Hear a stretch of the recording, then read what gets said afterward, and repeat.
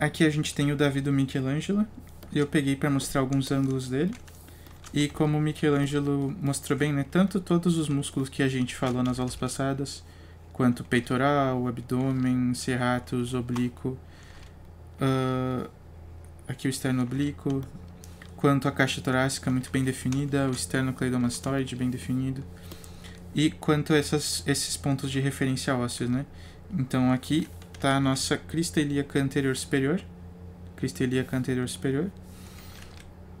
Aqui desce o tendão do externo oblíquo, né? A gente consegue ver o externo oblíquo por cima da crista ilíaca, o tendão descendo, externo oblíquo por cima, o tendão descendo, crista ilíaca embaixo, é assim que a gente encontra ela.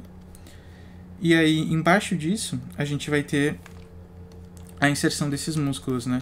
O tensor da faixa lata, ele tá saindo aqui, ó. Ele tá fazendo essa dobra indo para lá e aqui vindo para cá, né?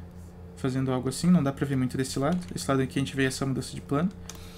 E a perna tem a sua inserção entre ela, ó, entre o tensor da faixa lata aqui, né? Então aquela coisa de que a perna dobra uns 3 dedos abaixo da crista ilíaca. Tem esse espaço aqui, né, entre isso. E aí aqui está o trocânter, o glúteo médio e o glúteo máximo lá atrás. Esses músculos aqui da perna a gente vai ver nas próximas aulas. E aqui, ó, nesse espaço que sobrou, né, nessa parte aqui, tem outro músculo que sai da crista ilíaca anterior e inferior, que é o serratus. Ele vai fazer essa parte aqui. É uma curva assim, ó. Serratus não, que é o sartorius. Ele vai fazer essa curva aqui e se inserir lá no fêmur, na patela aqui, né, no tendão da patela, aqui embaixo, bem próximo da tíbia aqui. Ele vai fazer esse movimento. E aí o sartorius com o TFL, com o tensor da faixa lata, eles criam quase como se fosse um V, assim, ó, para servir de encaixe para a perna, de entrada para a perna. Isso é muito fácil de ver em pessoas mais magras, ou quando a pessoa está fazendo algum movimento, alguma força, tu consegue ver alguma sombra aqui, ó.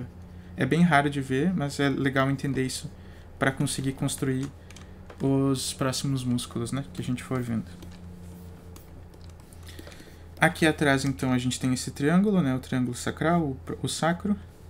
Aqui os músculos que a gente estudou nas aulas passadas, né, o elevator spinae, o sacro spinae, são um grupo de músculos da coluna.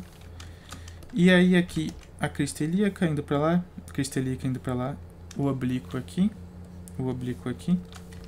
e o glúteo, né? Então aqui a gente vê a analogia de novo da borboleta ou do pneu, o que vocês preferirem. Já com gordura, né? O glúteo é bem menor que isso, o músculo, mas aí a gordura faz ele ficar um pouquinho maior e mais redondinho aqui. E aí aqui, essa primeira curva é o glúteo médio.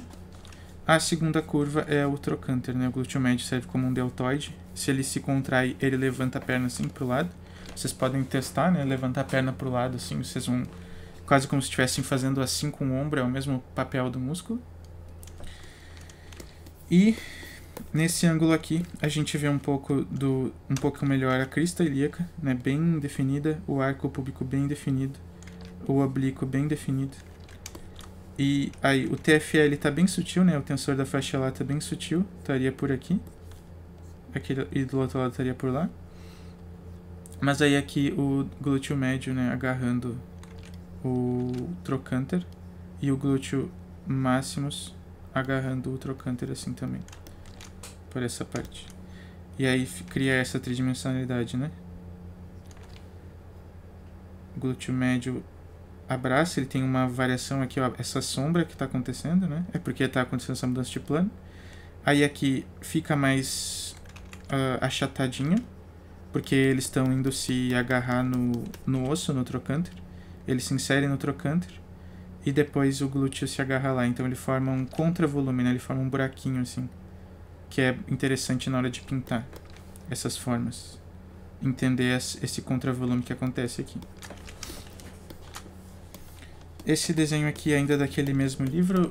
O nome do livro é Rock Hee King's Anatomy Drawing Class.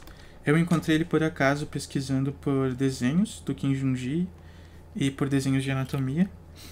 E acabei chegando nele e achei bem legal os desenhos. Nunca tinha visto desenhos tão bons assim de exemplificar, né?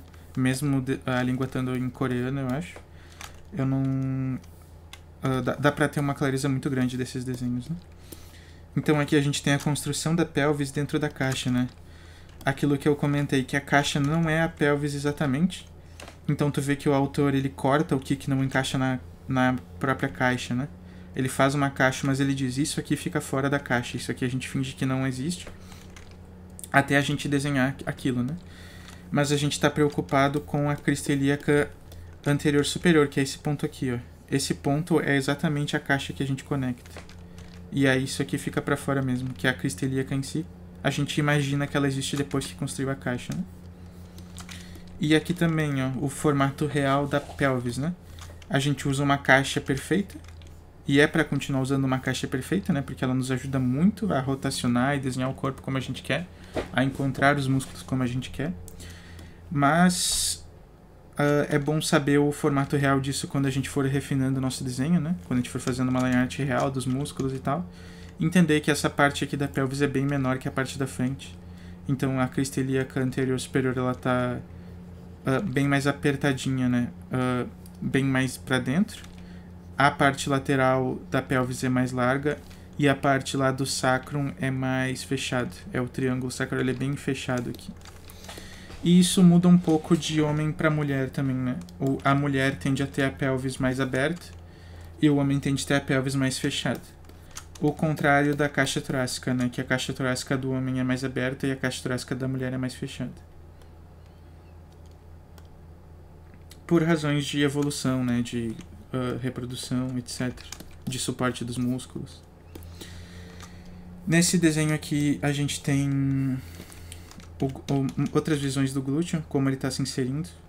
Então aqui, esse aqui é o volume dele, essa inserção aqui já é o tendão, em que ele está se fundindo com o trato iliotibial, que vai vir aqui para o lado. E todos esses músculos estão se fundindo nesse mesmo tendão, né, que é o trato iliotibial. Esse músculo em rosa é o adutor, a gente tinha comentado sobre ele, né? Adutor com D assim. Em inglês é os adductors, assim, no livro do Hampton. Com D, né? Não é o abdutor, que é o de afastar as pernas, que é um outro músculo. Aqui a gente vê ele sendo construído. Ele é um grupo de vários músculos. E a gente agrupa como um só. E é bom entender essa massa dele, né? Aqui por cima a gente tem o sartório. Foi aquele outro músculo que eu tinha comentado com vocês. A gente vai revisar mais em outras aulas também.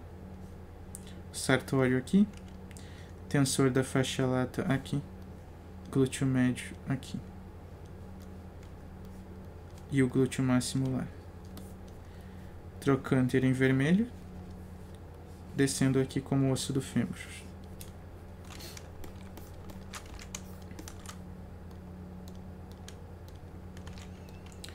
E aqui eu peguei algumas esculturas pra gente desenhar. Aqui eu peguei algumas esculturas pra gente desenhar e começar a interpretar, né, melhor esses músculos, que são um pouco mais complexos que os músculos que a gente estava vendo. Mas por eles serem menores e um pouco mais misturados, né? Terem uma conexão diferente naquele tendão.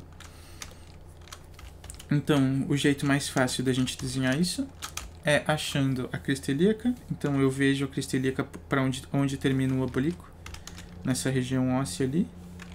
Vou desenhar a crista ilíaca. Deixa eu pegar um pincel menor. Eu vi que a pelvis dele está inclinada assim.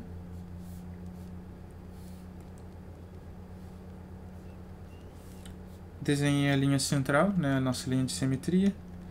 Imaginei o soquete da perna vindo lá para o trocânter, aqui para o lado. E essa perna aqui está vindo para frente. Desenhei um pouco errado aquela elipse, eu vou deixar ali. Essa perna aqui está vindo mais para frente ainda. E para desenhar esses músculos da pelvis é importante pegar a posição das pernas, porque eles estão indo se conectar, né? A gente não pode desenhar um glúteo médio ignorando a posição da perna ou o tensor da faixa lata e os sartórios, né? Porque eles são músculos que se conectam no fêmur e no tendão aqui. Então a posição das pernas importa, mesmo que a gente não vai estudar os músculos da perna em si por agora, né? E aí aqui a gente tem o oblíquo bem dobradinho dele ali, vindo aqui por cima. O outro oblíquo aqui. Sobe, a gente tem a barriga, né, o umbigo dele aqui. O tendão do oblíquo. E aí aqui a gente tem o tensor da faixa lata. Tô vendo aqui, ó. Tá indo pra lá, né, pro lado do trocânter. Eu desenhei um bump para ser a crista ilíaca anterior superior e outro bump para ser o tensor da faixa lata. E aí para esse lado aqui eu vou desenhar os sartórios e eu vou imaginar aquela sombrinha que tá aparecendo bem, não tá aparecendo muito, né? Tá bem sutil ali. Como que eu sei que para onde que eu sei que o sartório está indo? Eu tô vendo ele aqui, ó. Esse aqui é o sartórios. Dá pra ver um pouco a sombra dele bem sutil aqui, ó. Subindo lá. Vou apagar aqui. E aí aqui a gente teria outros músculos da perna, que não é o nosso foco agora. Mas aí os sartórios. Vem pra cá. E essa parte que sobrou aqui é os adutores, né? Esse volume aqui de dentro é os adutores. Então, sartório, músculo que a gente não falou ainda aqui no centro. E o tensor da faixa lata indo pra lá, né? E aí, essa outra perna, a gente consegue ver bem os adutores. Bem óbvio aqui. O sartório, ele é a parte divisória dos adutores, né? Então, o sartório a gente já consegue ver da crista ilíaca descendo, assim. Servindo como essa divisória. E aí, aqui, músculos que a gente não falou ainda na perna, simplifiquem como um cilindro, por enquanto. Vou apagar aqui para tirar um pouco a opacidade disso. E o TFL não dá para ver muito, né? Porque tem uma sombra, mas ele tá por aqui. Então, saindo aqui, TFL, glúteo médio e glúteo máximo lá por trás, vindo no trocânter aqui.